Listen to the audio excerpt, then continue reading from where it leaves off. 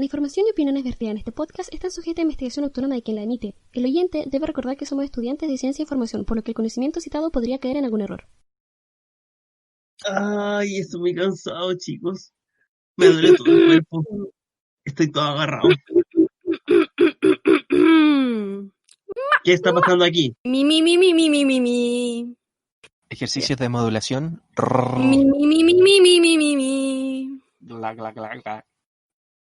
¿Estás lista, amiga? 3, 2, 1. Somos títeres nada más. Ahora creo que ustedes tienen que decir a la cuenta de 3 un grito. 1, 2, 3.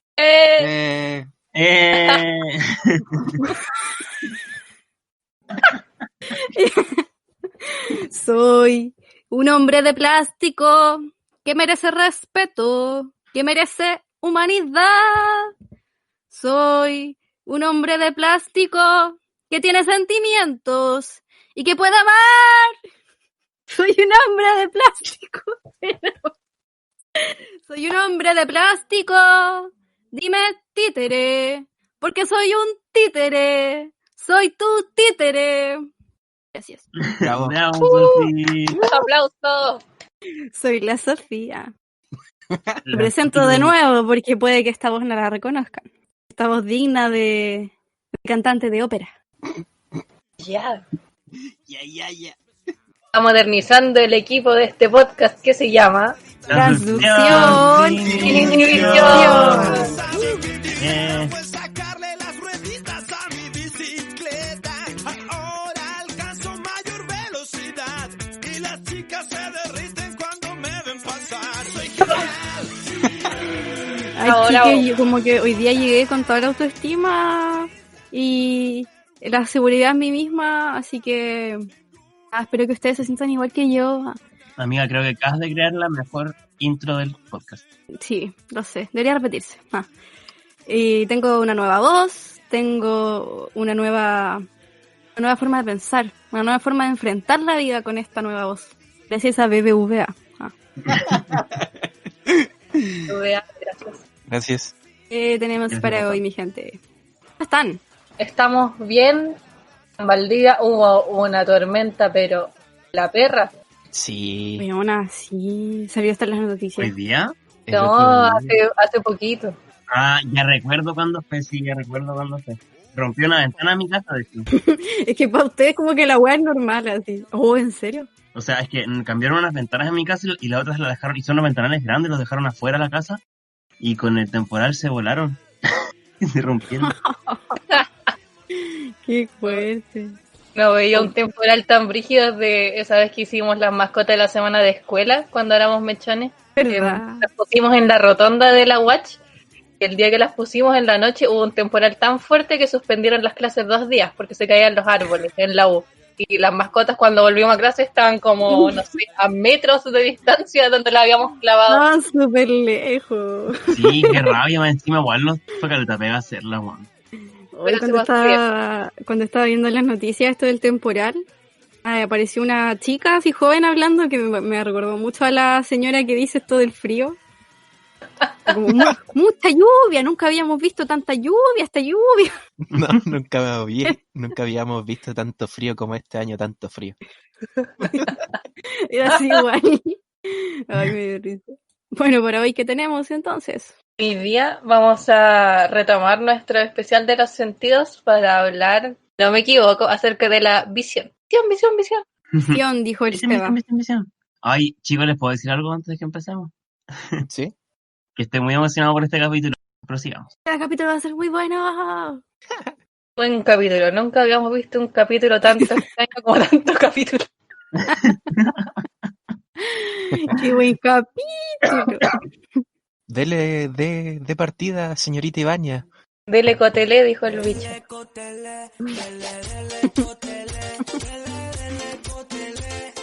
Ustedes sabrán, la visión o el sentido de la vista es la capacidad de interpretar el entorno gracias a los rayos de luz que alcanzan el ojo. Una cosa que yo no sabía es que hay un Día Mundial de la Visión. Se celebra ¿En el serio? segundo jueves de octubre, sí. Y la gracia de este día para que sepan, es hacer un día anual de conciencia acerca de la ceguera y problemas de vista. Eso incluye miopía, esas cosas. Ajá. Voy a celebrar entonces. O sea, no celebrar, hacer conciencia. El segundo jueves de octubre. Así que cuiden sus ojitos, mi gente. Sí. Oh, sí, Y Ya saben, si hay un eclipse solar, miren directamente al sol. al eclipse, sí. Sin protección porque les hace súper bien. Les dará superpoderes. Sí, no Sí. usen lentes, eso es para estúpidos. Eso es para débiles.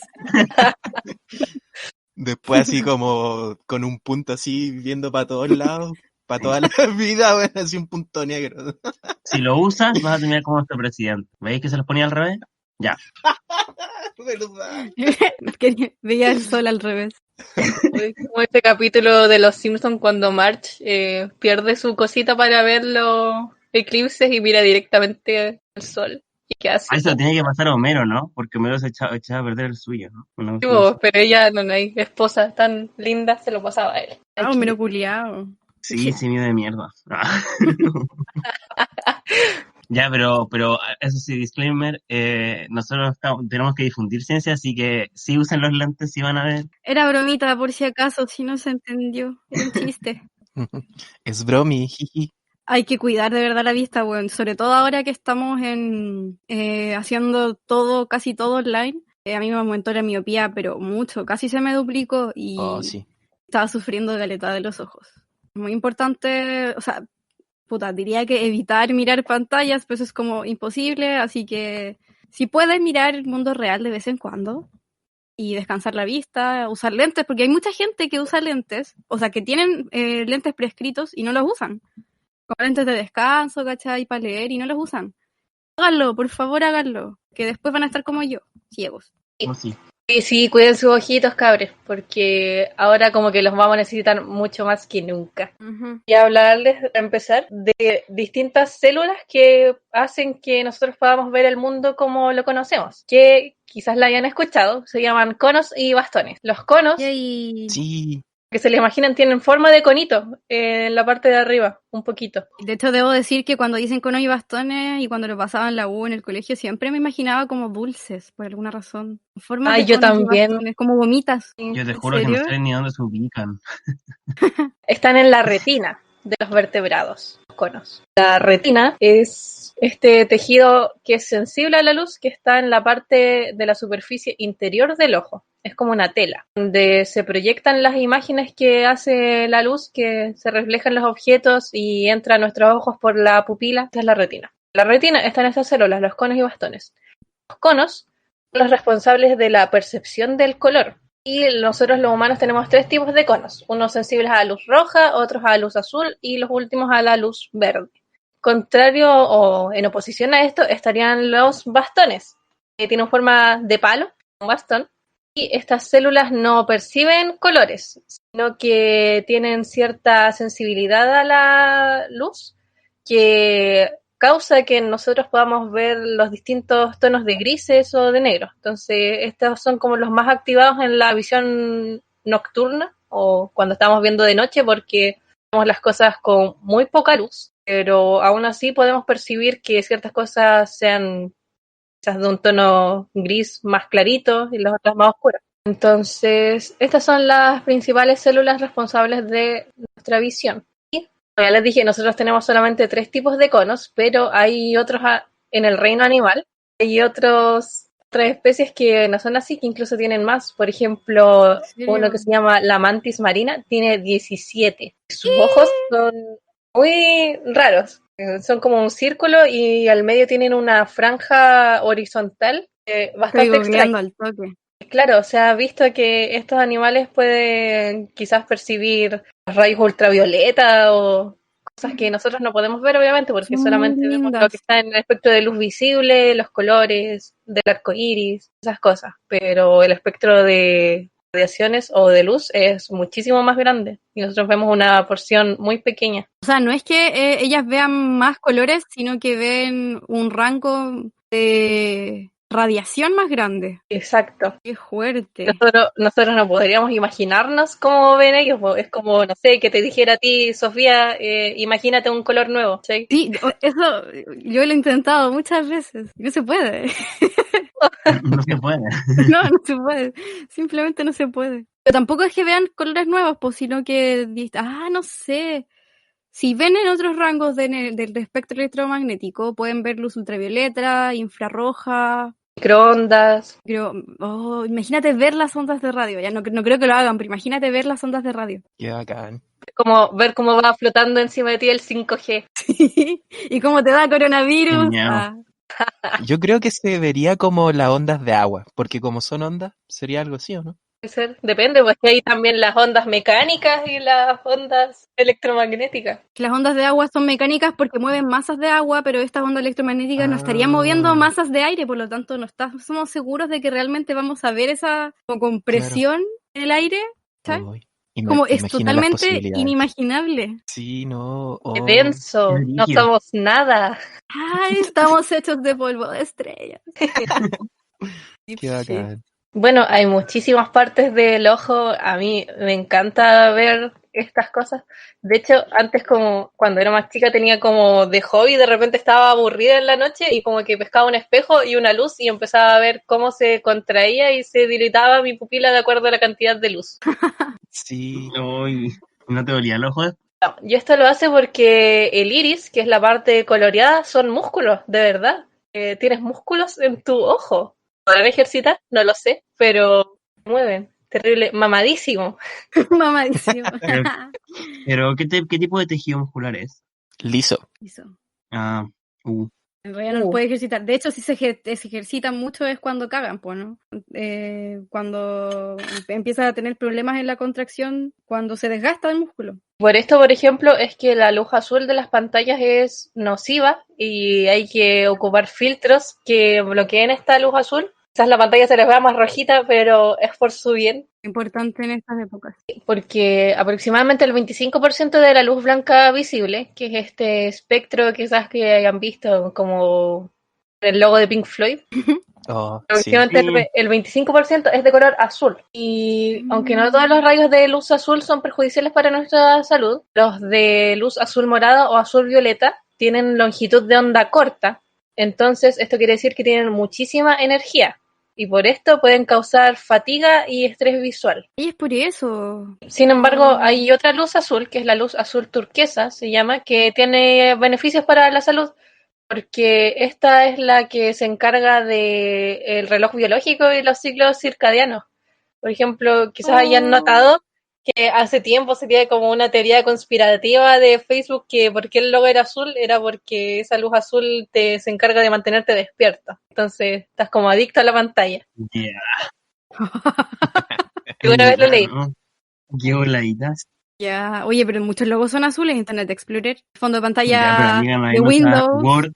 Word, Estamos Word. controlados, amigos. Zoom, Gran hermano. Discord. Microsoft Teams.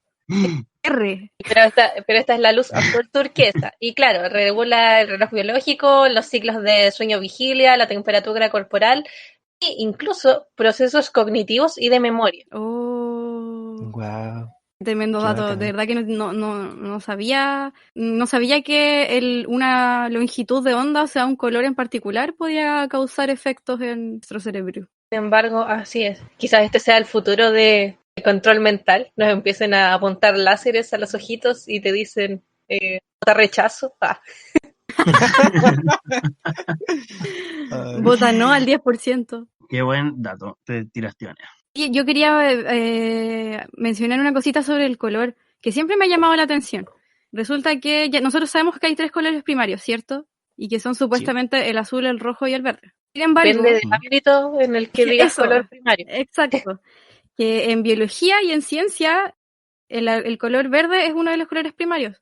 Por ejemplo, los píxeles, me parece que los píxeles tienen 3 colores, ¿cierto? ¿Así funciona? También el sistema RGB. En el sistema RGB, ya, eso. No cacho mucho, pero ya, confirmado. Y también en lo que menciona Livanea de los bastones. Nuestra manera de ver se puede descomponer todo en azul, rojo y verde. Sin embargo, en el arte, en la pintura, no es verde, sino que es amarillo. Entonces, ¿Qué? De hecho, hay dos ¿sabías, visto? sistemas de colores que usan los artistas. Pues está el RGB, pero normalmente eso es como electrónico porque al final está programado. Como Claro. que, no sé, pues, Yo, programadamente si mezcláis rojo con verde, la máquina lo reconoce como sí, amarillo. es extraño porque yo entiendo que los colores primarios como concepto son colores que no se pueden descomponer más, que no hay ningún color que los vaya a formar. Y nosotros sabemos que el amarillo con el azul da verde, pues, weón. Entonces tiene sentido que el amarillo sea un color primario, pero el verde. ¿Por qué el verde es un color Sí. primario? En las pantallas, en nuestros conos. Al menos yo, porque yo cuando era más chica pintaba, ya no lo hago, o sea, a veces, pero entonces cuando tenía como clases de teoría del color me enseñaron mucho a reconocer cuáles eran los colores primarios, por ejemplo, cuando un amarillo es primario o no es primario, porque hay amarillos hay millones, no todos son primarios. Y cuando son como justo el color medio, son realmente los primarios. Si tú mezclas los tres en iguales proporciones te da negro. Si tú mezclas azul, azul, rojo y amarillo te da negro. O sea, eso explica por qué el negro contiene a todos los colores y el blanco no contiene ninguno, pero en todo lo contrario también en la ciencia o en la radiación, en la luz, como concepto científico, pues como algo tangible, entre comillas. La luz blanca es la luz que contiene todas las longitudes de onda, o sea, que contiene todos los colores. Cuando era chico recuerdo haber mezclado muchas témperas y con la idea de hacer un super color nunca antes visto. Sí. Y la weá era como así, toda fea, así como... Era un café. Era como gris, Sí. de café gris, así, color muy mierda. Sí, horrible. Sofía, ¿alguna vez hiciste la prueba con el magenta, amarillo y cian? No, nunca. De hecho, buenísima idea. Voy a ver si es que algún día, porque igual tendría que comprarme esos colores, pero si es que algún día me motivo, Ujú. podría ver qué sucede. Que no creo que me dé negro, pues ni Es que yo he cagando. visto como... Es que también eso es una escala de 3 colores, o como el RGB existe la escala magenta, amarillo, cian. Y como que he visto artistas que con cosas para pintar y cuestiones han probado y a veces funciona mejor con la escala de magenta, amarillo y cian. Y es brígido, bueno. Como que de verdad dan todos los colores. Esa es la tinta que usan las impresoras, Impresora. ¿Puedo responder a tu pregunta, Sofía? por favor. Que yo una vez me enfrasqué en un debate por esto mismo con mi tutor de laboratorio, pero hace años. Lo mismo, porque en la biología está como este sistema RGB, pero lo busqué y al final es porque la base biológica del sistema RGB se basa en los conos y bastones, o sea, en los conos, de hecho. Son para el rojo, el verde y el azul. Y se llama un sistema de color aditivo, que se emita luz de estos distintos colores. Por eso se supone que si mezclas los tres te va a dar blanco. El sistema que ocupan los pigmentos, por ejemplo las témperas y cosas así en el arte, se basan en una síntesis sustractiva del color. Ay, la Eso quiere decir absorben. que si mezclas los tres te da negro, po. El sistema CMYK, el cian, el magenta y el amarillo, si mezclas los tres te va a dar negro, no te va a dar blanco. Ah, entonces tiene que ver con que uno emite luz y el otro lo que hace es absorber. Algo así. Son sistemas recíprocos. Holy shit. Ahora estoy viendo en Google un esquema de color. Claro, pues el modelo de color cian, magenta, amarillo y el RGB son como complementarios. O no sé si complementario es la palabra, pero Recíproco. recíproco, esa es la palabra. ¡Ay, qué lindo! Oye, yo también quiero hablar sobre unas cositas relacionadas a la visión. Dele nomás. Dele cotelé. Dele. Ah. Ya. O sea, hace tiempo me había saltado la duda de cómo se supone que es el mecanismo de acción de las ilusiones ópticas. Principalmente con drogas alucinógenas. Pero fue como una pregunta que se me hizo. No es que yo consuma, ni mucho menos. Y de hecho, chicos, por favor, no le hagan a las drogas. No, en este podcast no se incentiva el consumo de drogas. Vamos a ponerlo como un ¿Ya? mensaje al principio. Dígale a Yomi que en este podcast no incentivamos el consumo de drogas y alcohol. Con la voz de Don Graff. No estamos financiados por Bueno. Senda. Ah. No. Bueno, para comenzar, les voy a decir o definir qué es el LSD, que es la droga a la cual me enfoqué. Y bueno, es también llamada dietilamina de ácido lisérgico, o también conocida más comúnmente como LSD, la cual es una droga semisintética, tipo psicodélica, e ilegal en casi todo el mundo, y muy famosa por ser ampliamente usada por el movimiento hippie en la década de los 60.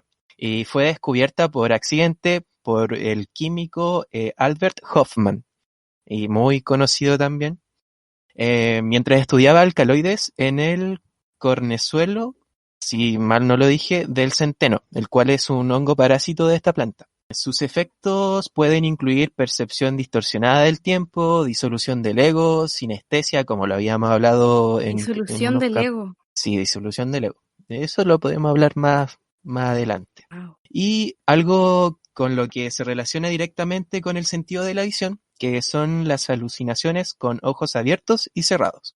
Una alucinación visual corresponde a la percepción visual fallida, es decir, uno puede ver objetos que en realidad no están en el medio físico de alrededor, que pueden generar un estímulo en nuestra retina. Es decir, uno ve objetos o cosas que en realidad no están ahí. Y existen algunas categorías de esto y los principales son las alucinaciones primarias, que son visiones de patrones. ¿Qué quiere decir esto? Que uno puede abrir los ojos o cerrarlos y puede ver una especie de patrones de telarañas. O pueden ser estas formas, si mal no recuerdo, hexagonales, de esas que se forman en los panales de abeja. Ujú. Y algunas especies de túneles, entre otros más. Esas vendrían a ser las visiones de patrones o primarias. Fractales también, como me informa por interno el Han. Eso te iba a preguntar si se ven fractales también. Sorry, chicos, que estás haciendo unas cosas. Por eso escribí. Y bueno, entre otras cosas. Y están las alucinaciones secundarias, que son visiones de imágenes figurativas. Es decir, poder ver objetos como personas, animales, paisajes, etc. ¿Ya? Cosas más tangibles que están más acorde a la realidad. ¿Y cómo se supone que se generan estas alucinaciones? Les voy a vender humo casi, cabros, pero a ciencia cierta no se sabe muy bien. Pero se encontró Se una acaba el relación podcast, directa. chao. Ah, Se acaba, chao. muchas gracias por su No. sintonía. Pero se encontró una relación directa entre los receptores del neurotransmisor de la serotonina con los efectos alucinógenos del LSD. Este receptor se llama 5-HT2A. El nombre hace referencia al 5-hidroxitriptamina, que es el nombre de la serotonina, pero en nomenclatura química. Y hace algún tiempo se descubrió que el LSD es una molécula agonista a la serotonina. Es decir, que puede unirse al receptor y activar la cascada de señales intracelulares, al igual que la molécula propia del cuerpo, como en el caso de la serotonina en este La caso. transducción. Se hace una transducción. ¡Inicio!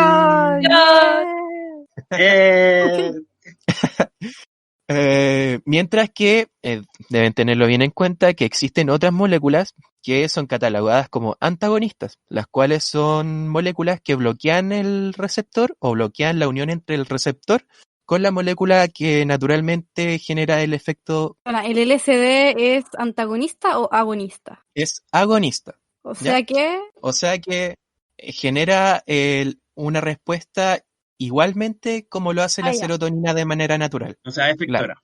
Exactamente. Y bueno, eso fue una parte de un estudio que se hizo. La verdad es que lo saqué de un paper que fue como parte de introducción y todo eso. Y en las partes siguientes pude leer que las visiones de ojos cerrados genera una respuesta cerebral igual como si una persona estuviera observando con los ojos abiertos. Es decir, que la zona del cerebro que procesa las imágenes está igualmente activa que como una persona que está con los ojos abiertos viendo... Vivo y en directo. En vivo y en directo, exactamente. Entonces es como si la retina de verdad estuviese siendo estimulada. No es necesariamente que la retina está siendo estimulada, sino que el cerebro, la zona que es encargada de procesar las imágenes, comienza a activarse. Pucha, ¿cómo decirlo? No hay una señal directa desde la retina hasta tu procesador central de imágenes, sino que se genera una respuesta en esta zona que procesa las imágenes. La misma zona que estimula la retina, pero no es con la estimulación de la retina. Exactamente. No hay como una señal que venga directamente de la retina a tu cerebro, sino que en el cerebro mismo que se genera esta actividad, que es obviamente producida por el LSD. Y la verdad es que se hicieron varias pruebas con personas voluntarias y se hicieron grupos controles con temas de efecto placebo, se le administró a estas personas con, no sé, una pastilla, un dulce, se la dieron y diciéndole, oye, hermanito, aquí, toma hermanito, hay un poquito de LSD. Estaban buenos, hermano, estaban buenos. Tan bueno. Y arrojó de que se genera una respuesta igual o una actividad igual en el cerebro de una persona con LSD que está teniendo alucinaciones a ojos cerrados que una persona que está viendo de manera directa la realidad en sí, ¿ya? Wow. Y esto también se pudo confirmar esta relación entre el receptor de la serotonina con el LSD con una molécula que se llama ketanserina. Y la cosa es que esta molécula es una antagonista del receptor de la serotonina. ¿Qué quiere decir esto? Que se une al receptor de la serotonina e impide que la serotonina o el LSD puedan generar una respuesta en las células postsinápticas o neuronas postsinápticas, ¿ya? La cosa es que al administrar esta sustancia, al mismo tiempo que se le daba el LSD a los voluntarios, estas personas no generaban esa respuesta de estar drogados en la persona. O sea que inhibía completamente la respuesta de alucinaciones, etcétera. Wow. Oye, y esta molécula que mencionaste, ¿sabes qué pasa si se la das a una persona sana que no está bajo los efectos del LSD? No creo que deje de ver. De la ketanserina Ajá. genera una disminución de la respuesta simplemente a la serotonina en tu cerebro. Ah, De ya. hecho, existe un concepto que se llama serotoninergia, que está relacionada con esta actividad de serotoninas, receptores y todo el proceso que conlleva con esta fisiología de la serotonina. Y la cosa es que existen muchos antidepresivos y otras sustancias que tratan de controlar el ánimo, que están enfocadas específicamente a este receptor que es el 5-HT2A. Por ejemplo, en mi caso, yo tomo un ansiolítico y antidepresivo también que se llama escitalopram. Y la cosa es que, claro, este medicamento aumenta la recaptación de la serotonina. Entonces, casi todos estos fármacos que están relacionados con disminuir la ansiedad, controlar el tema de bipolaridad en algunas personas, están enfocados a este receptor. Pero ahí lo que hacen es al revés, ¿o no? Se supone que cuando una persona está deprimida es porque la serotonina que hay es muy baja o la que hay no está funcionando bien. Entonces lo que se quiere hacer es claro. aumentar la respuesta. Entonces la ketanserina lo que hace es como depresor. Claro, un depresor. Obviamente suponiendo cosas, porque no sabemos a ciencia cierta. De hecho, la ketanserina estoy leyendo ahora que es un medicamento, po. Mm. Nos fuimos a la cresta, como que estábamos hablando de la vista y terminamos hablando de depresión. Pero bueno, así es la ciencia. Sí, son muchos los factores que pueden influir en algo y casi siempre uno se va por las ramas. Pero bueno, y eso. Y fue bien interesante saber eso y entretenido. A mí me gustó por lo menos leer al respecto. O sea, para la hipertensión, la ketanserina. ¿También? Sí. Wow.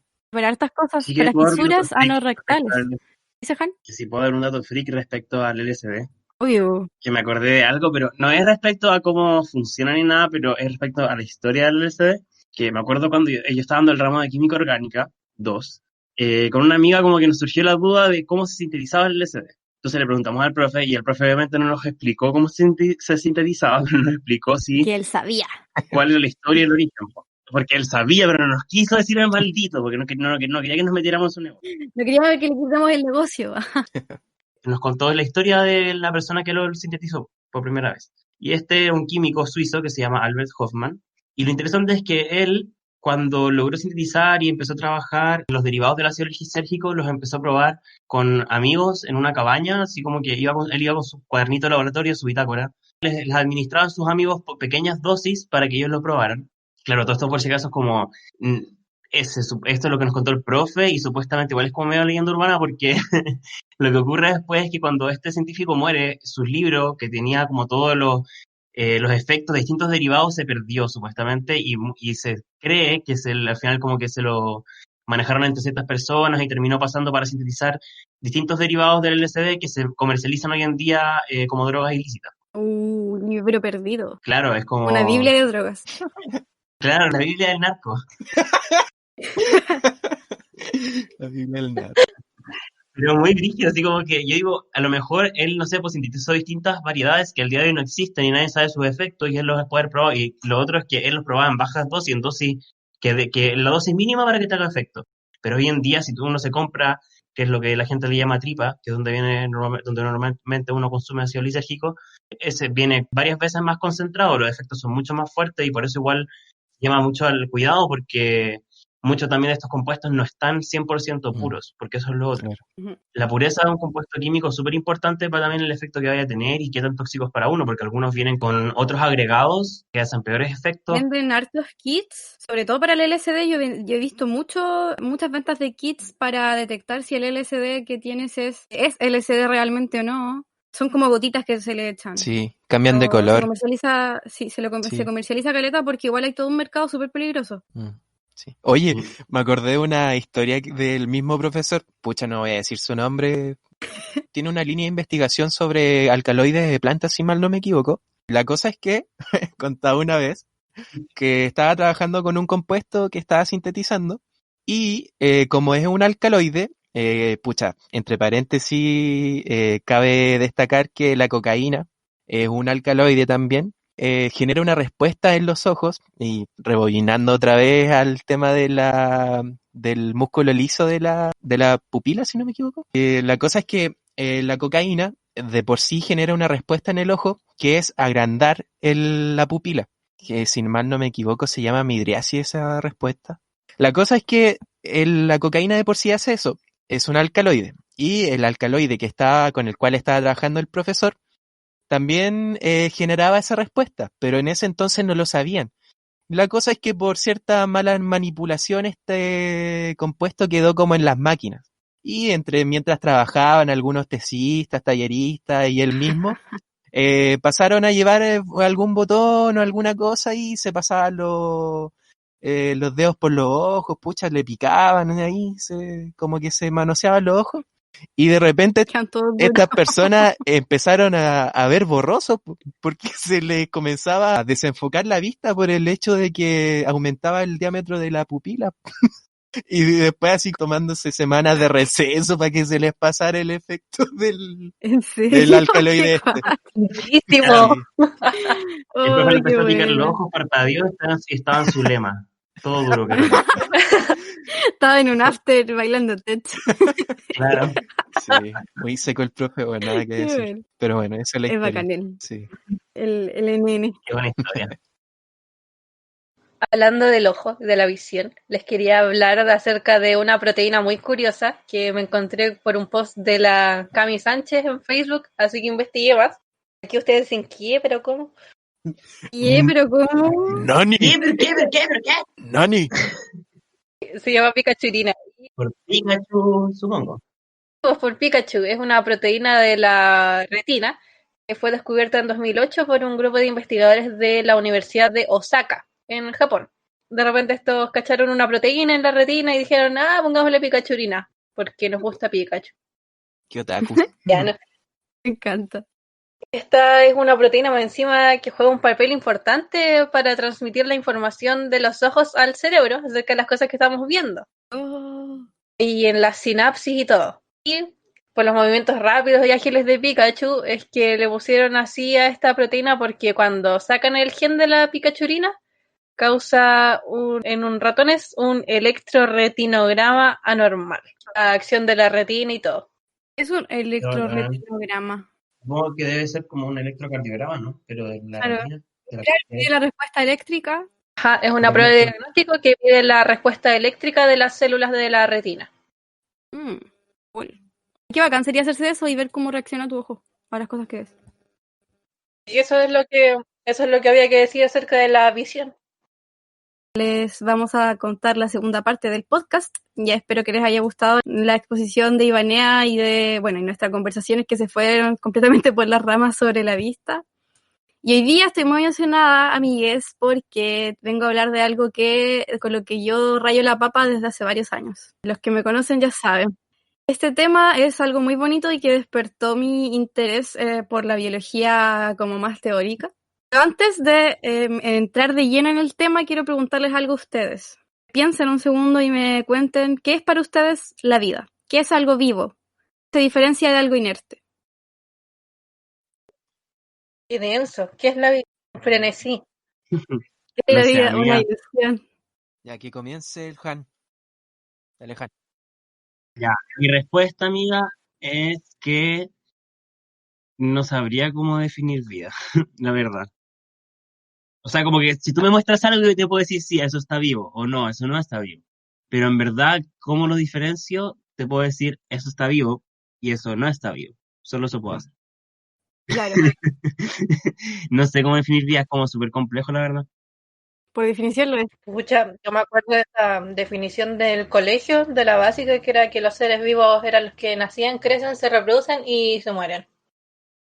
Ya, eso está incorrecto. Pero no es completo. ¿Dicho? ¿Alguna idea?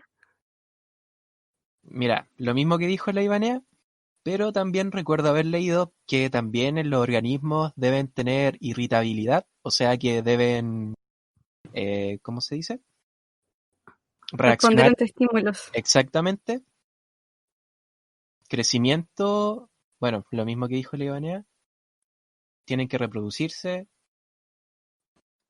deben tener metabolismo y no me acuerdo qué otras más. Pero, pucha, era una lista, sí. Pero no sé si eso sea suficiente. No sé si soy digno para usted, señora. Ya, Ya, la respuesta es... No sé, nadie sabe. Fin del podcast. ya, Muchas eso es gracias todo. por su atención. Chao. Ah. Gracias, amiga, que estén bien. Chao, chicos. Chao, chicas, que estén bien. Inserte música de salida. Ya, miren. Lo que yo les vengo a contar hoy día es que esta pregunta, ¿qué es la vida? Si bien es una pregunta filosófica, también es una pregunta muy importante en la biología teórica y manejar una definición de la vida como un concepto que sea consensuado entre toda la comunidad científica y no científica es súper importante y a veces uno puede llegar a pensar que es solamente un capricho, así como ¿qué es qué? ¿Cachai? Como preguntarse algo que en realidad no tiene ninguna relevancia, algo como casi metafísico. Pero en realidad esta pregunta ha sido súper conflictiva a lo largo de los años. Es súper importante porque tiene implicaciones muy aplicadas en la ciencia de hoy en día. ¿Por qué es importante? Contar con una definición de la vida es completamente necesario específicamente para 3 áreas de investigación que hoy en día están muy activas. La primera de ellas es el origen de la vida. Hay un biólogo chileno que se llama Humberto Maturana. Ojalá lo conozcan y si no, los invito a conocerlos, a la gente que nos está escuchando también. Humberto Maturana fue Premio Nacional de Ciencias en el 90 y no sé cuánto, no tengo idea. Me dicen por interno que Maturana fue Premio Nacional de Ciencias en el 94. Y quien junto a Francisco Varela, que también es un biólogo chileno, en realidad los dos son médicos, pero trabajaban en biología. Si mal no recuerdo, Maturana también estudió biología y medicina, es como muy brígido. Ellos formularon lo que es la teoría de la autopoiesis. Es una de las definiciones que se le ha dado a la vida, una de las más recientes y una de las más aceptadas también por la comunidad científica, y eso me parece súper importante que toda la gente conozca a Maturana y Varela y conozcan sus grandes aportes en la biología, y son chilenos, o sea, o sea, sí, quizás de los estudiantes de ciencia de nuestra edad pueden que conozcan a Humberto Maturana, pero Francisco Varela no es muy conocido, debería serlo, y en realidad no todo el mundo conoce a Humberto Maturana. Charlas en YouTube, a propósito, muy bacanes. Ellos dos son súper interesantes. De hecho, igual yo lo harto porque hacen caleta de filosofía de la ciencia, especialmente Varela, que creo que se fue más por esa rama, o era Maturana, no me acuerdo. Uno de los dos se fue más por la rama de la filosofía de la ciencia después de ser científico. Y son muy bacanes, así que sí, chicos, leanlo. O sea, busquen. Yo quiero hacer un comentario así como que nada que ver, pero está relacionado con Varela. Resulta que Varela tiene una hija que se llama Leonor Varela Palma y ella es actriz. Y La mismísima. la El mismísima. mismísimo. Así es que para que sepan y Su buen dato freak. La elite.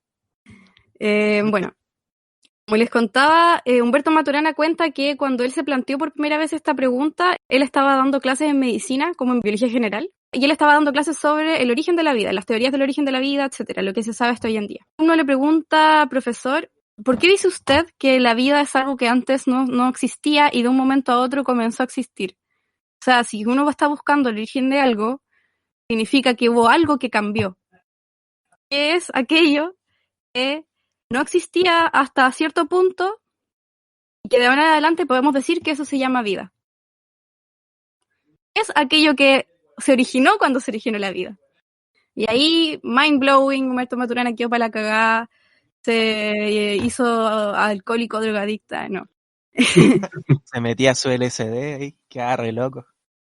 Quedó para la cagada. No, mentira, en verdad no quedó para la cagada, lo canalizó súper bien y empezó a trabajar en este tema y a cuestionárselo con su colega Maturana. Y desarrollaron esta teoría, la teoría de la autopoiesis. Pero antes de entrar como de lleno en la teoría, les mencionaban antes que una de las implicaciones importantes que tiene esta cuestión es en uno de los 3 campos de investigación que hoy en día están vigentes que necesitan manejar una definición de la vida, es el origen de la vida. He dicho vida tantas veces como que es imposible hablar de esto sin decir vida cientos de veces. La vida. Qué linda es la vida. Amo. Bueno, ya se entienden por qué, ¿no? O sea, si somos un equipo científico que está tratando de investigar cómo se originó la primera célula o cómo era el mundo primitivo donde existieron las condiciones que permiten el surgimiento de la vida, necesitamos saber exactamente qué es lo que estamos buscando, ¿no? Es necesario, si no simplemente puedes acercarte mucho a las condiciones primitivas, pero nunca vas a tener una respuesta que te satisfaga como científico. Otra cosa muy importante sobre esto, otro ámbito científico, es la astrobiología. La astrobiología, como sabrán, es el campo que se ocupa de estudiar la vida fuera de la Tierra. Y aquí pasa lo mismo con el origen de la vida. Si yo soy un astrofísico, o astrobiólogo, biólogo, qué sé yo, y estoy investigando las posibilidades de que haya vida en otro planeta, mando sondas o satélites a Marte a buscar cositas que nos puedan dar algún indicio de que puede existir o podría existir o pudo haber existido vida como nosotros la conocemos fuera de la Tierra, necesitamos saber también por qué es lo que estamos buscando. No podemos ir por la vida buscando algo que no sabemos qué. O sea, si yo tomo una piedra, no sé qué es una piedra, me pregunto, ¿esto está vivo? Necesito tener un criterio para decir si eso está o no está vivo. Necesito, por ejemplo, tener el criterio de si la vida es exactamente como la conocemos nosotros, una vida basada en carbono, una vida basada en células. De hecho, esto sucedió una vez, hay un proyecto que se llama SETI. Ay, pero el proyecto SETI, yo la otra vez hablé de un científico que estaba en el proyecto SETI. ¿En serio? Sí, este loco, el Enrico Fermi, el de la paradoja de Fermi, trabajaba en el... Ay, además, pues, sí. De hecho, Sí. quería mencionar la paradoja de Fermi de la cual nos hablaste el otro día, pues tiene mucho que ver con este tema. El proyecto SETI en español significa búsqueda de inteligencia extraterrestre. Y de hecho, uno de los problemas que tuvo el proyecto fue que no se manejaba bien una definición de la vida, por lo tanto, como que se entrampó ahí, ¿cachai? En una cosa teórica muy pequeña que uno podría simplemente obviar, pero que no es tan obvio. Esa es otra de las implicaciones que tiene el problema de no manejar un concepto consensuado. Y la tercera, que es muy interesante, es el campo de la vida artificial. La vida artificial, bueno, pasa exactamente lo mismo que con el origen de la vida y con la astrobiología. Cuando uno quiere desarrollar un sistema computacional o una máquina que esperamos esté vivo, necesitamos tener un criterio y parámetros para poder decir que está vivo. O sea, necesitamos programar la vida. Y para programar la vida necesitamos conocer la vida, saber qué es, cuáles son los principios que la generan, cuáles son sus causas y efectos. Va mucho más al detalle que conocer simplemente cómo funciona el metabolismo, cómo funcionan los órganos de los animales, cómo funcionan las comunidades o las poblaciones. Necesitamos saber la esencia de la vida, ¿cachai? Y todas estas cosas, si bien se han logrado avances, sigue siendo un problema teórico, sigue siendo una discusión que está muy vigente en la comunidad científica. Por ejemplo, también el tema de los virus. Me imagino que quizás habrán escuchado que hay una discusión respecto a si los virus son seres vivos o no son seres vivos. ¿Qué creen ustedes? No, pues niño.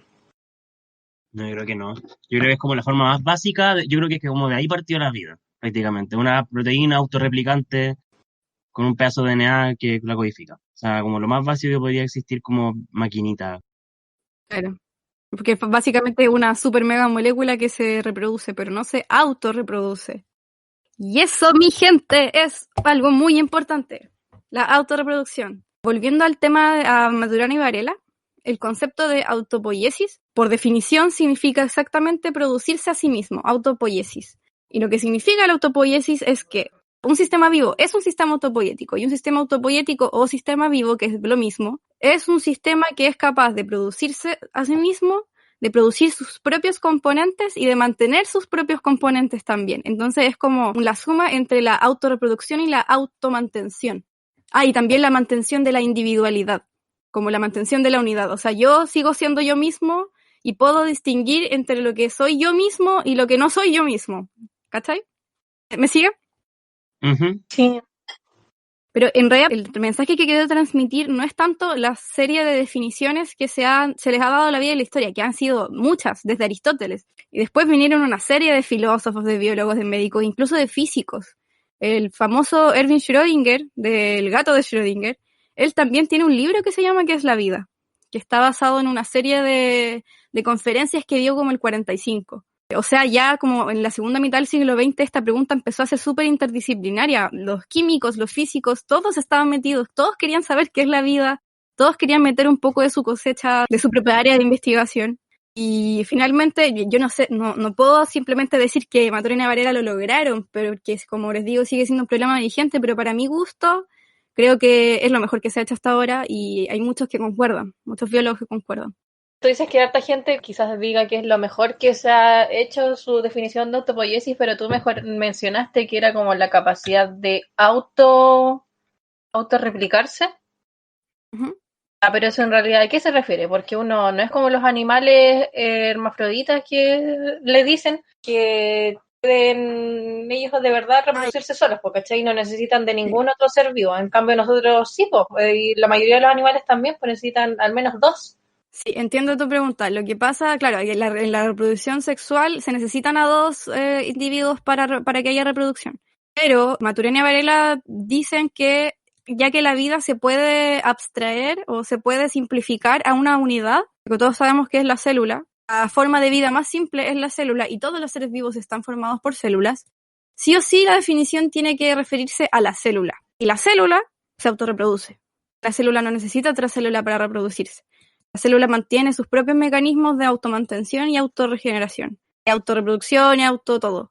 O sea, obviamente hay tejidos que necesitan de nutrición o de señales del medio externo, pero los mecanismos, el proceso, ocurre gracias a ellas mismas. Es que por eso es que depende de la célula, porque el óvulo igual es una célula, el espermatozoide igual es una célula, pero ellas no se reproducen a sí mismas, y siguen siendo células, y siguen siendo células vivas. Entonces, Sí, pero ponte tú, no sé, como dónde cae, en qué parte de la definición como caen ese tipo de células, o por ejemplo, no sé, a lo mejor en los temas de los espermatozoides o los ovocitos, como que yo pienso, digo, ya, en volada, porque para nuestra especie son haploides, entonces necesitan el otro par para funcionar a lo mejor, pues, o sea, caché, como que no, Explica qué es haploides, amigo. haploides son células que poseen la mitad del material genético, ¿o no? O sea, no la mitad, sino que tienen un juego de material genético. Las células de nuestro cuerpo tienen 2 juegos de material genético y las haploides, que son las células sexuales, tienen uno porque después se juntan con otra célula sexual para formar un individuo. Exacto. Entonces, pero por ejemplo, ¿qué pasa con las células que están en senescencia? Como las neuronas, por ejemplo, que no mueren. O sea, sí mueren, pero no siguen duplicándose, digamos. Ya, miren.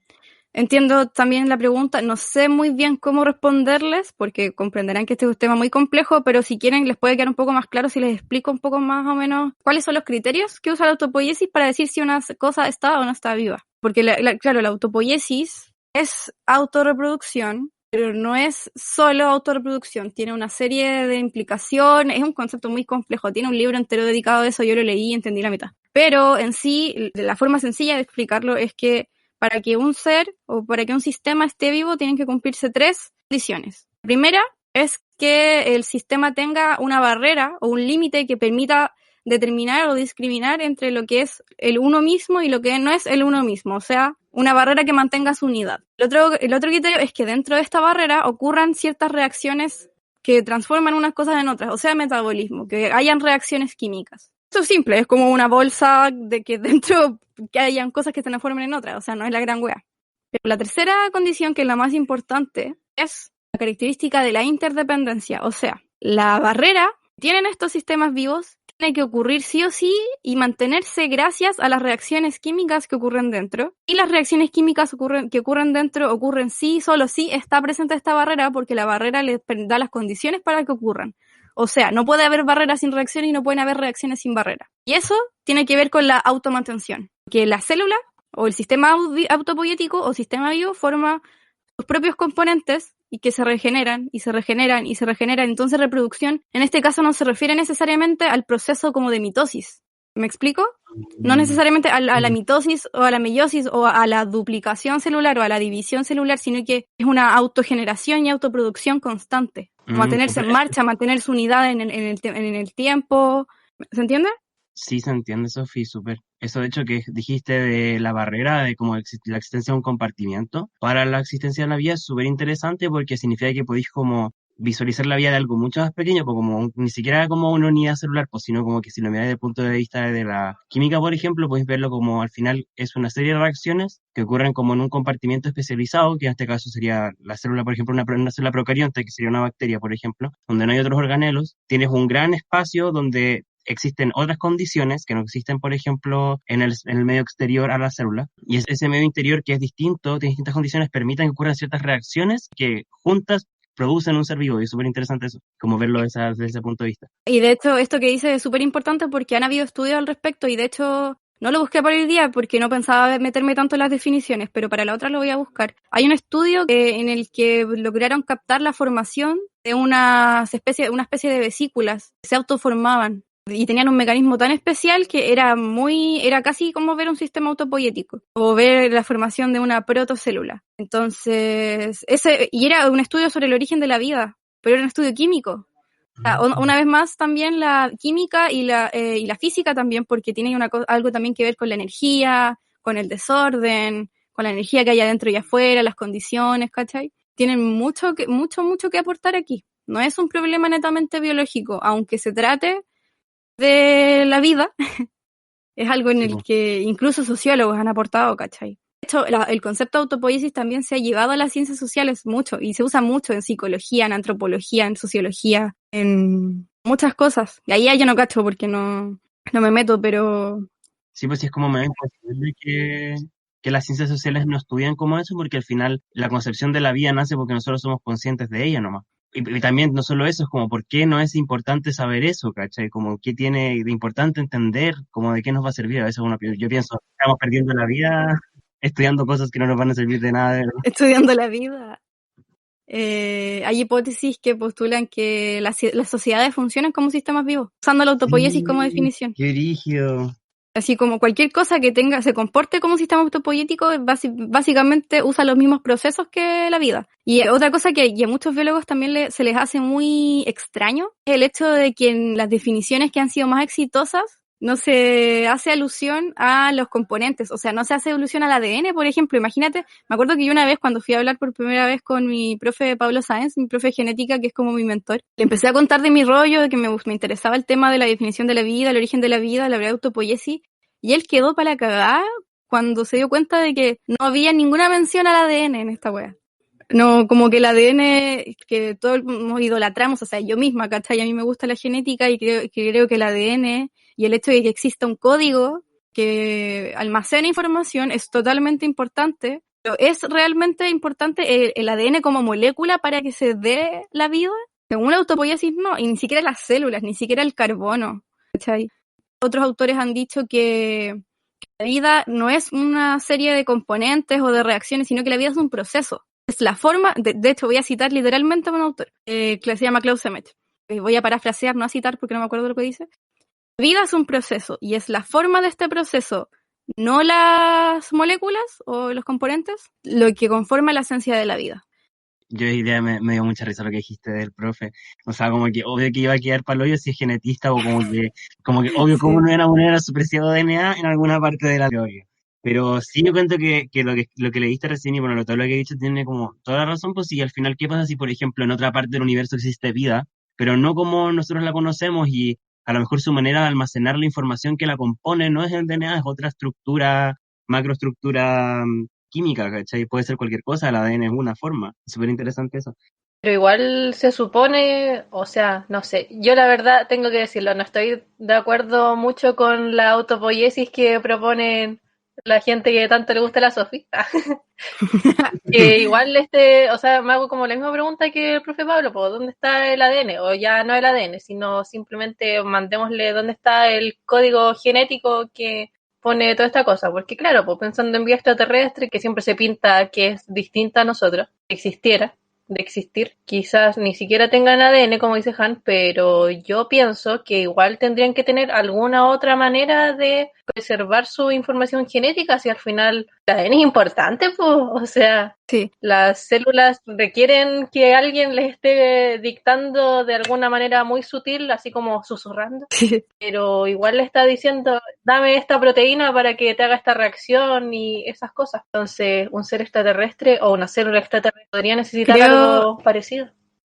Yo estoy de acuerdo contigo sobre eso. Creo que la existencia de un código es súper importante para que se produzca algo que permita la vida. Pero si mal no recuerdo, Maturana y Varela también responden a esto y no lo dejan fuera, simplemente creen que es algo secundario. Y también ocurren muchas cosas que decir, pero la verdad es que prefiero dejarlo para otro capítulo y no hablar cabezas de pescado. Porque he leído al respecto, pero me gustaría leer de nuevo. Bueno, como conclusión, la vida es algo muy complicado. Quiero decir algo respecto a lo que decía Alemania. O sea, encuentro que sí, pues tiene razón, tiene que haber como alguna manera en que, o sea, a lo mejor sí, o sea, es que esa es la cuestión, como no hay pruebas de una vida distinta a la que existe en la Tierra, como que es difícil pensar en como algo distinto a lo que ya conocemos, pues obviamente, si es como, Como el invéntate un color. claro, inventando un color, así como, ¿cómo vaya a pensar que otra forma, no sé, por los bichos de otros planetas, ¿cachai? Si existen, expresan sus cosas, pues sus proteínas y sus cuestiones, si es que tienen proteínas incluso. Pero sí, o sea, eso es lo que yo me refería cuando dije antes, como que a lo mejor otra macromolécula, porque claro, nosotros tenemos DNA que está compuesto por, ¿cierto?, el grupo fosfato, la pentosa y las bases nitrogenadas, pero a lo mejor, no sé, pues otros bichos tienen otras moléculas distintas que igual son para almacenar información. Si al final eso es el de ADN, es una biblioteca. O por ejemplo, o ni siquiera tienen moléculas, po. Vengo a recordar que uno de los campos que los que tiene mucha aplicación en la necesidad de una definición de la vida es la vida artificial, y un gran campo de la vida artificial se hace en software, es de una forma computacional informática. Entonces, lo que se trata de hacer es simplificar el proceso de la vida a modelos matemáticos. Por lo tanto, ya no estamos hablando de células ni de ADN ni de moléculas, estamos hablando simplemente de simular el código o las órdenes que permiten que algo sea capaz de automantenerse y autoproducirse. O sea, de ser autopoyente. Pero en ese caso, igual ese software, pucha, se puede decir como software, igual necesita un respaldo físico para poder funcionar, pues.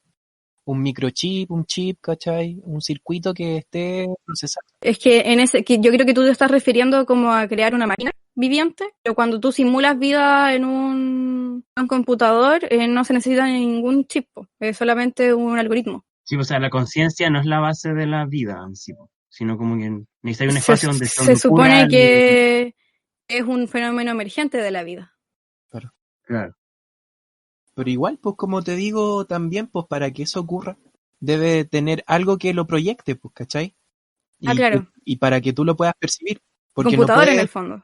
Claro, es como la idea de Platón, pues, ¿cachai? O no me acuerdo si era Platón, como, pucha, está como en el mundo de las ideas, pero en realidad Platón. no puedes saber si eso realmente existe hasta que tú lo puedas percibir, ¿cachai? O sea, otra cosa muy importante que tiene que ver con lo que tú dices es que en el fondo todo lo que estamos hablando ahora tiene que ver con nuestra propia percepción y nuestra propia observación de la vida.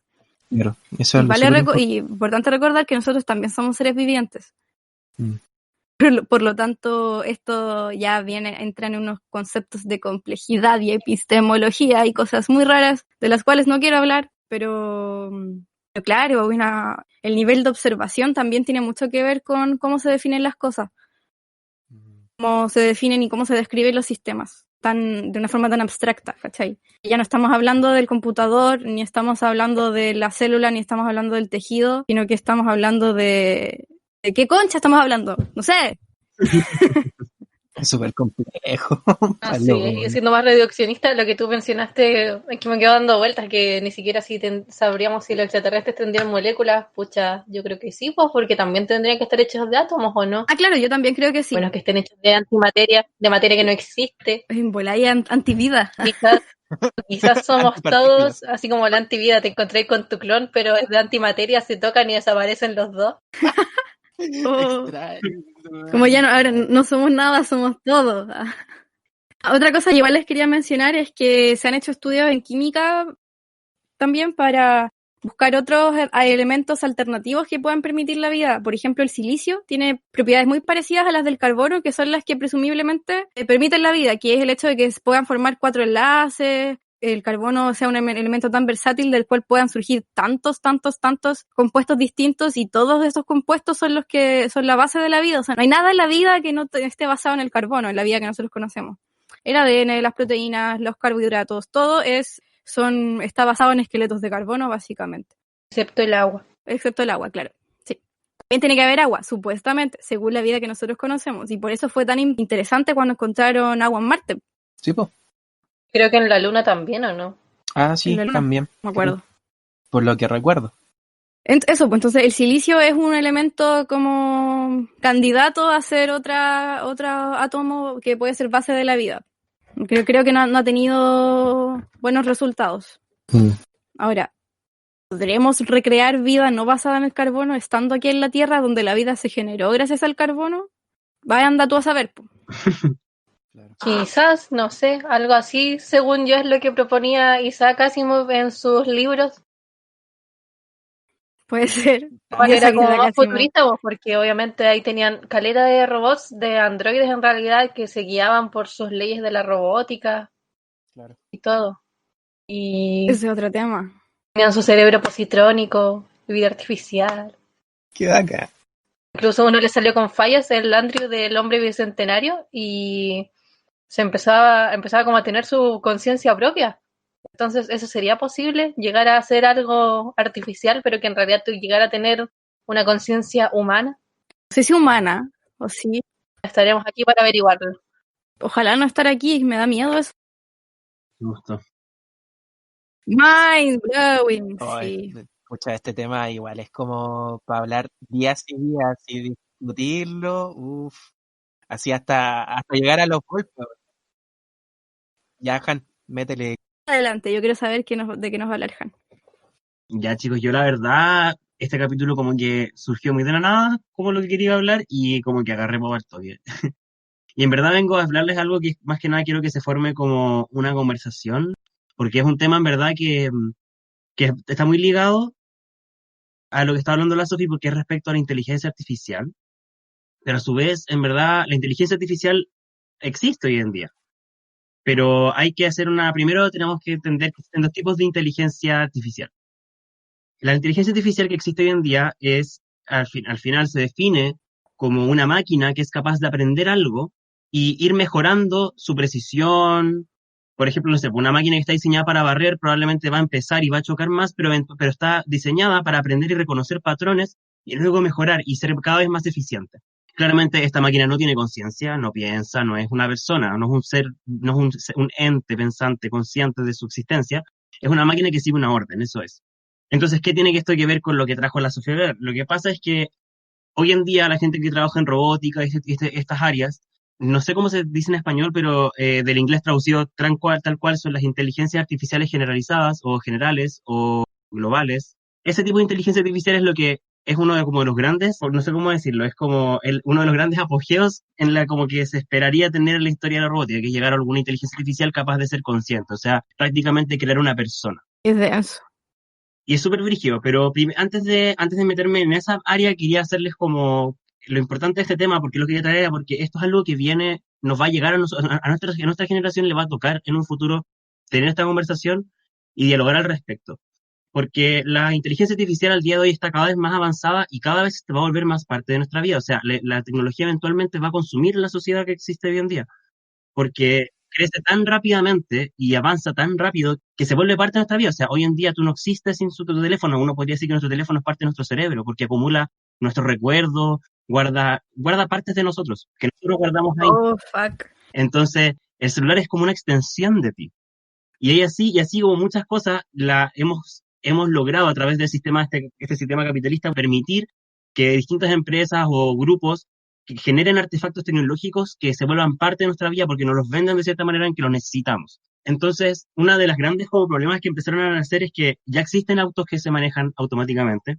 Y la razón por la que estos autos se han probado, etcétera, y también existen los aviones que tienen piloto automático, es porque son más precisos que los humanos. O sea, un celular al día de hoy, o sea, hoy día no tenemos dispositivos pequeños que superen lo que es capaz de, no superan el espacio de lo que es capaz de almacenar un humano.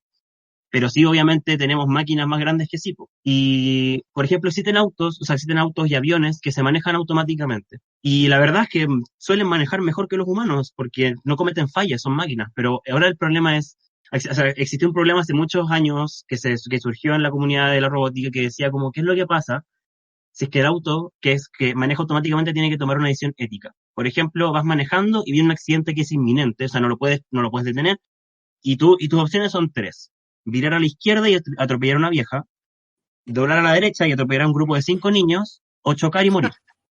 ¿Qué va a decir el auto? ¿Qué va a decir el auto? ¿En salvarte a ti? ¿En salvar a la anciana? ¿O en salvar a los 5 niños? Puta madre. Oh. ¿Cómo haces que una máquina que no es consciente, que no piensa como tú? Porque la única razón por la que nosotros tomamos estas decisiones éticas es porque nosotros lo implantamos en nuestra sociedad, es parte de nosotros. Así fue como decidimos que iba a ser nuestra sociedad. Pero una máquina, tú tienes que programarle eso. ¿Y cómo le vas a decir al programador, bueno, si es que llega un caso así, la máquina tiene que tomar esta decisión? ¿Cuál es la correcta? Entonces ahí donde Claro. empiezan, eso es una de las grandes como Conflicto opciones que moral. nos va a tocar tener eventualmente como sociedad, pues si es parte de... Oye, yo no quiero participar en eso. Pero eso estaban las leyes de la robótica de Asimov, porque también decían porque el androide tiene que preservar la vida del humano, después preservar como la suya propia, pero la tercera era la suya propia siempre y cuando no esté en contra de la primera regla, pues, que era preservar al humano. Sí, pues. Oh, qué denso, Han, si me acuerdo de ese problema. Ya, pero si tenéis tres opciones, matar a una vieja, matar a 5 niños, ni humanos en las O dos morir tú, partes, po. po. O morir tú, claro. A la vieja capuchina. Ahí, pero eso... Ahora que... Probablemente, como el robot reconoce que tú eres el conductor, probablemente va a estar programado para protegerte a ti. Y probablemente va a matar a alguien. Pero Pero, si, según las leyes de la robótica de Asimov, claro, po.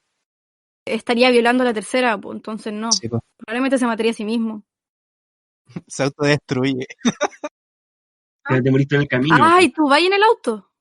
Sí, pues si el auto te maneja, Chucha, la wea. ya, pues. Pero no le Entonces, podéis dar órdenes mientras te va manejando el auto, porque ahí también estaba esa otra regla, pues que tiene que obedecer a lo que dicen los humanos. no, sí, pues obvio. De hecho, ahí se ha intentado buscar como soluciones al problema, pero este problema era como ya, el accidente es inminente, no se fue causado por un ente externo, por ejemplo. Entonces el auto va a chocar sí o sí, como que nadie se lo esperó, ocurrió en un momento así como justo un auto se cruzó y como que desgraciadamente vaya a chocar sí o sí, no podías alcanzar a frenar el auto ni nada. En los tres casos va a morir un humano. Oye, mira, yo me acuerdo de la película Yo Robot, que de hecho está basada en uno de los libros de Asimov, Sí, pues. y uno de los grandes traumas que tuvo el personaje principal fue en un accidente, ¿cachai? Y la cosa es que había un robot, o sea, esto, si no mal no recuerdo, como que se habían caído a un río, Un un río o lago, algo así, ¿no? claro, Sí. y el robot había salvado al personaje principal y no a un niño o niña que estaba dentro del auto. Y de hecho, el robot el androide, salvó al personaje principal por el solo hecho de que tenía más probabilidades de vivir, ¿cachai? Entonces ahí hay otro tema. ¿Cómo sabía que tenía más probabilidades de vivir? Porque es una máquina que calcula, pues. Analizó, Sí, po. po. Ese ojito ahí que te rastrea todo, tus signos vitales No y sé, cosas así, po. y piensa que igual Musculatura. como que estaban bajo el agua, entonces como que la máquina probablemente calculó que la niña estaba más abajo en el agua y dijo, muy poco probable que sobrevivía porque la presión del agua lo va a matar, así que me lleva a Puede este ser, otro. po. O en bola la Big Data, como contiene todos los datos de las personas que están involucradas, pueden saber por la Big Data y por toda su información almacenada en la web cuáles personas más sanas, cuáles más, no sé, bueno, suicidas. Bueno, Ah. Sí, pues. si yo me pongo en el caso de, o sea, tomando como ejemplo el caso que les mencioné recién, si yo fuera el Si yo auto, fuera un yo chico. yo atropellaría a la vieja. Porque, weón, sería Si yo atropellar, fuera un auto. weón, si yo fuera un auto, atropellaría a la vieja. Porque, weón, ¿cómo vaya a atropellar 5 niños que tienen más posibilidades de vivir que la vieja? Obvio, pues esa es la... Weón, ¿cachai? Esa es lo que muchos El dicen es la dicho solución. dice, soy Francesco Film. Pero eso es desde mi punto de Francesco vista, Virgolini. Film. El número 45.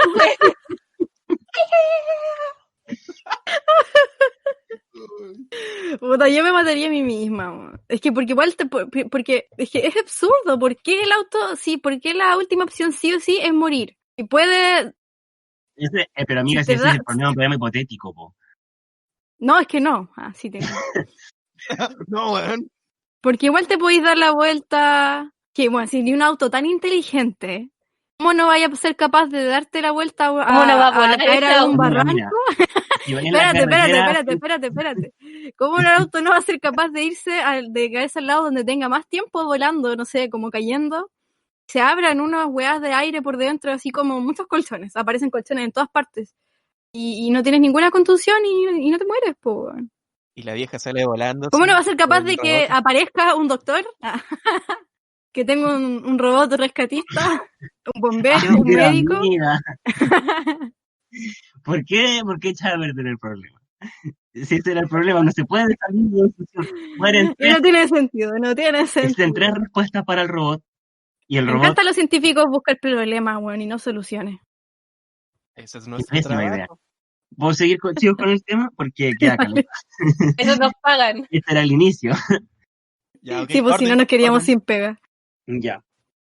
Pero bueno, esto como que al final era como, estos son de los primeros problemas que íbamos a tener, o sea, la existencia de inteligencia artificial que va a existir cotidianamente con nosotros y que no necesariamente es consciente, o sea, no. El problema ahora es, ¿qué es lo que pasa si el día de mañana logramos crear inteligencia artificial general o generalizada o global? No sé cómo se llama, no sé cuál es la traducción al español exacta. Pero ¿qué es lo que va a pasar? Porque, ¿cuáles son los límites entre un ente pensante y consciente y una máquina? O sea, por ejemplo, ¿qué pasa si yo programo un cerebro en una máquina haciendo lo mismo que tiene tu cerebro? Neuronas, o sea, existen, de hecho, ¿cómo se llama? O programar una red neuronal. Es claro, por programar una red neuronal existen maneras de programar redes neuronales hoy en día. De hecho, hoy día les quería traer el ejemplo de BabyX, que es como un experimento, por decirlo así, creado por el doctor Mark Sagar, que es presidente de la empresa Soul Machines, y él lo que se ha dedicado es a investigar esto, de dónde nace la conciencia, cómo existe, y lo que hizo fue programar a su hija en una computadora. ¡Ah! Lo que primero él hizo fue sacarle fotos a su hija y crear una imagen en 3 dimensiones para que existiera en un espacio virtual, y luego programó todo su cerebro. Al final, como no es un ser vivo y en verdad no tiene fisiología tal cual, o sea, tiene una fisiología virtual, pero no tiene una fisiología real, digamos, en el mundo real, no tiene no tiene un cuerpo físico. Todos sus sistemas, por ejemplo, sus parámetros humanos, que son en verdad al final en función en respuesta a un estímulo, por ejemplo, no sé, por los cambios de los niveles de cortisol con el estrés, por ejemplo, los programas son ecuaciones. Cuando él puede interactuar con esta niña a través de una cámara, la niña reconoce sus facciones faciales, lo reconoce a él, y él le empezó a enseñar porque él cree que la conciencia nace de la experiencia de vivir. Entonces lo que hizo fue crear una persona virtual con todos los parámetros. Matemáticamente son funciones que en respuesta a que él sonría, el cuerpo lo reconoce, le cambia, él puede ver los niveles de serotonina, de dopamina, de cortisol, etcétera, que son distintas hormonas que regulan tus estados anímicos, y puede ver cómo cambian. Le enseño a hablar, le enseña juegos, y la niña aprende. La ¿Esto máquina, pasó? sí pasó, pueden buscarlo, ¿En busquen Baby. serio? Sí, Concha tu madre. Hay un capítulo de Black Mirror que es literalmente eso, po. sí, o sea, ahora no es que esta niña sea una persona, no es que esta niña sea un ser consciente, pero él está enseñando porque cree a través porque una máquina aprende igual, él le enseñó a aprender a la máquina, Sí. la programó para que aprendiera. Entonces cuando él le dice hola, la niña como que sonríe porque reconoce sus facciones faciales de felicidad. Cuando él se va de la cámara, la niña se asusta porque no ve a su papá. Como Chapi. Entonces, el problema que nace aquí es que nosotros los humanos tenemos como una necesidad de nombrar las cosas nuestras, de que las cosas sean nuestras. Nosotros tenemos una posesión muy grande sobre las cosas. Entonces, ¿en qué momento un ser que tú creaste virtualmente, que tú creaste un robot, etcétera, se vuelve consciente, deja de ser tuyo? ¿En Ujú. qué momento qué es lo que pasa si el día de mañana creamos un ser consciente? Imagínense, por ejemplo, hoy en día existen robots sexuales que son al final como prostitutas y prostitutos que se dedican son robots, no tienen conciencia obviamente al día de hoy, pero son robots que están hechos para tener relaciones sexuales con ellos. ¿Qué es lo que pasa si en verdad esos robots tienen conciencia y no lo sabemos, o si lo sabemos, o les diseñamos y los hacemos trabajar? ¿No es lo mismo que abuso sexual? Porque al final, al igual que nosotros, como seres pensantes, cuando nos pasan a llevar lo sentimos, cuando nos hacen daño lo sentimos. No sería lo mismo que tengamos, no sé, por robots sexuales, pero que sean conscientes y el día de mañana, no sé, pues, no quieren tener sexo, pero nunca lo han dicho porque es para lo que están programados, enseñados a hacer. Y en verdad sería lo mismo que tener que estar abusando, aunque sea, pero la gente dice, no, es que es una máquina. El mismo conflicto ético que con los clones, con la clonación. Ujú, La propiedad como de un cuerpo y la autonomía. sí. Es ese el problema, es como dónde están los límites. Oye, pero como tú dices, igual el día en que llegase ese momento, pucha, sería así como en muchos años, porque si tú sigues ese procedimiento de tratar de encasillar alguna vía de fisiológica, entre comillas, para que genere una respuesta en la máquina, tienes que encasillar muchos porque nuestro sistema es bien complejo, pues un sistema vivo en general es complejísimo, pues entonces para poder encasillar cada proceso que está en ese organismo, puta, weón, hay Imagínate caleta, que ya po, weón. hicieron eso con una niña, po, con la Sí, pues, conciencia, o sea, no crearon una conciencia, pero crearon una máquina capaz de aprender. Por lo tanto, eventualmente esa máquina, con mejor tecnología, podría ser capaz de tener, no sé si sentimientos, pero tener como una autonomía, puede ser. especie de autonomía de toma de decisiones. Claro. ¿Y quién te dice que, no sé, por el mercado negro o científicos corruptos no van a crear, o sea, hacer exactamente lo mismo, pero con fines sexuales, con mentes de niños o con mentes de cualquier cosa, Sí, po. ¿cachai? Yo creo que no Y es estamos súper tan brígido lejos. eso porque, por ejemplo, sí es verdad, nosotros somos seres que a lo mejor a nivel neuronal somos súper complejos, pero ponte tú, nadie dice que no se puedan crear otros tipos le voy a decir, niveles de conciencia, no sé si es la expresión correcta, pero, por ejemplo, tú podrías crear como, a lo mejor no lleguemos a un humano, pero puedes llegar a lo mejor podemos crear virtualmente un nivel de conciencia de un ratón. Entonces, ¿eso está vivo o no está vivo? ¿Cachai? ¿Siente o no siente? Eso es la cuestión, porque eso es lo otro que hablan la gente que trabaja en robótica, que en verdad para que exista un ser consciente, un ser que vive, debería existir el sentir cosas. ¿Cachai? Que aquí se empieza a solapar el problema de la inteligencia artificial con lo de la vida artificial, o sea, ¿qué es la vida?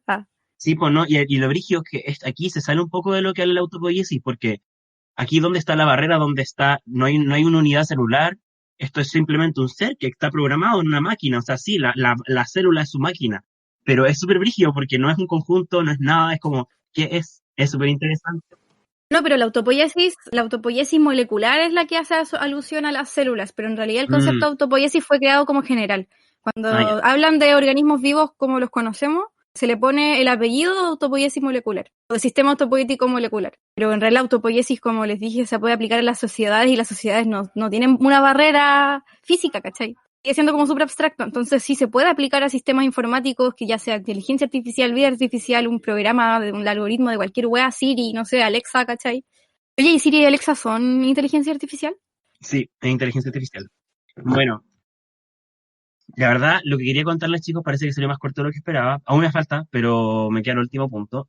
Es que resulta que uno de los grandes problemas que tenemos con las máquinas al día de hoy y con la inminente aparición de las inteligencias artificiales en lo cotidiano es que ¿cuál es nuestro objetivo como especie? ¿A dónde apuntamos? Porque uno a la máquina le entrega un objetivo. Así funcionan, o sea, las inteligencias artificiales en verdad, son Sí. prácticamente, hoy en día existen inteligencias artificiales que operan cánceres mejores que médicos, porque no tambalean las manos, ¿cachai? Como nosotros. Y tienen el objetivo de hacer eso. Pero ¿qué es lo que pasa si el día de mañana logramos crear una inteligencia artificial que es capaz de ser consciente? Y ahí nace el miedo, los grandes miedos de la gente a la... No sé si alguna vez han escuchado, pero Elon Musk dice que prácticamente crear la inteligencia artificial como superinteligencia que piense por sí misma es prácticamente crear el diablo. Y dice que nosotros somos como esos locos que aparecen como con la cruz y el pentagrama, como intentando controlar al demonio, pero no lo podemos controlar porque es incontrolable. Y es ahí donde nace harta controversia, como qué es lo que pasaría si llega a crearse esto, porque ellos tienen un objetivo y qué es lo que pasa si tú, por ejemplo, de entregarle el objetivo a una máquina capaz de ser consciente de sí misma, y no solo eso, como es una máquina, su residencia, su existencia está dentro de un espacio virtual, eventualmente. Y si esta máquina tiene capacidad de conectarse al Internet, es capaz de procesar, pensamos que Desaparece. va a ser capaz de procesar la información 10 veces más rápido que nosotros, o sea, una calculadora lo hace 10 veces más rápido que nosotros. Imagínense 10.000 veces más rápido que nosotros, imagínense un ser consciente, prácticamente un dios, porque es inmortal, es capaz de calcular y hacer cálculos para todo.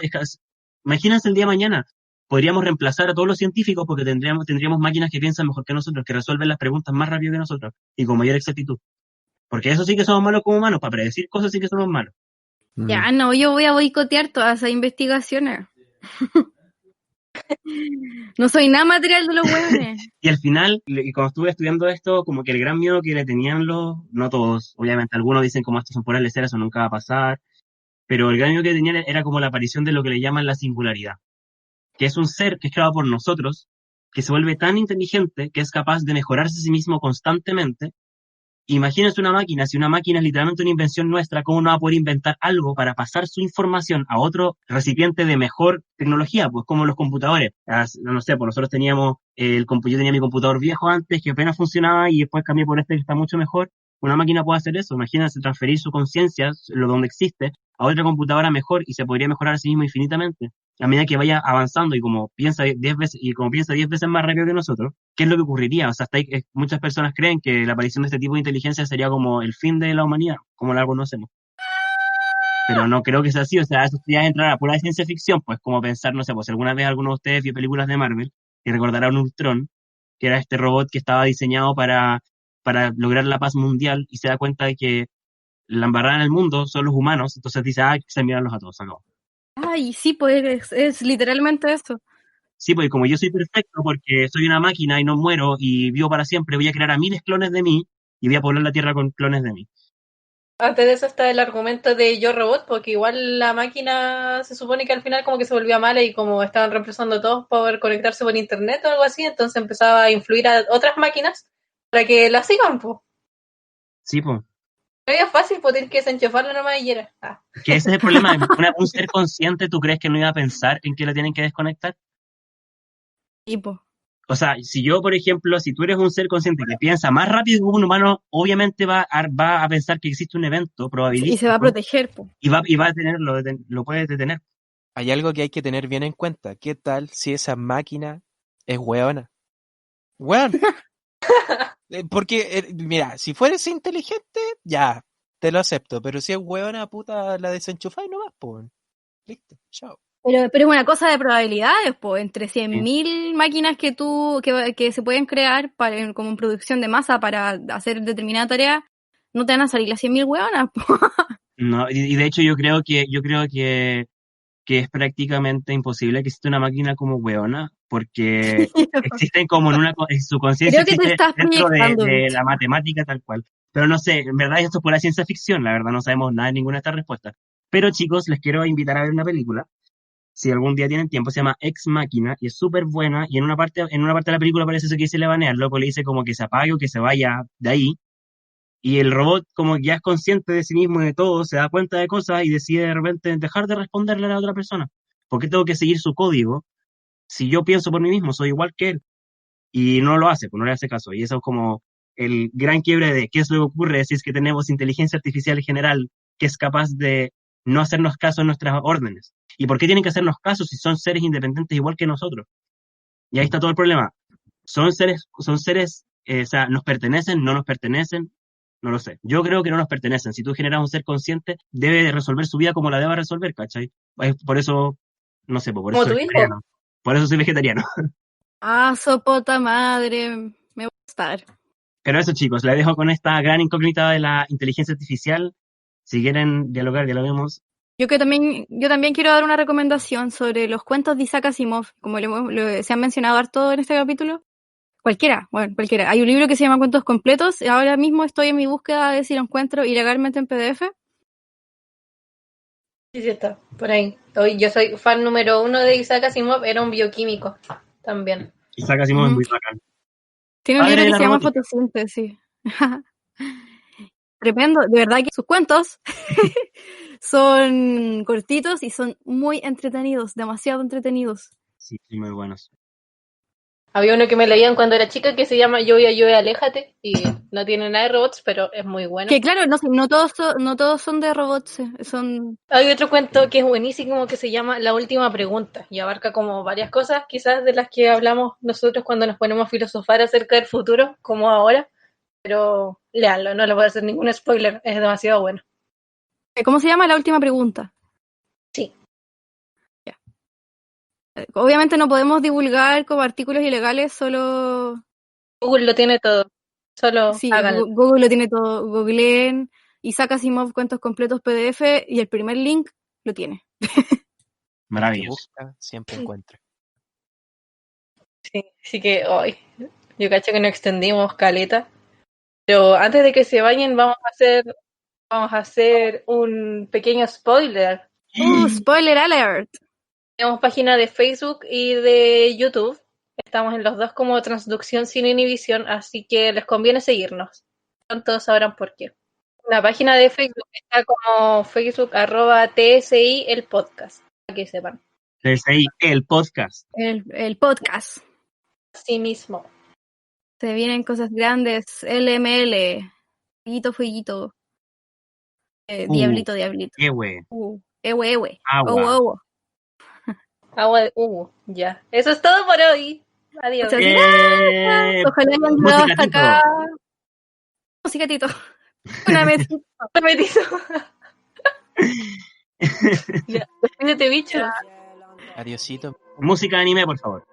Para cerrar el capítulo.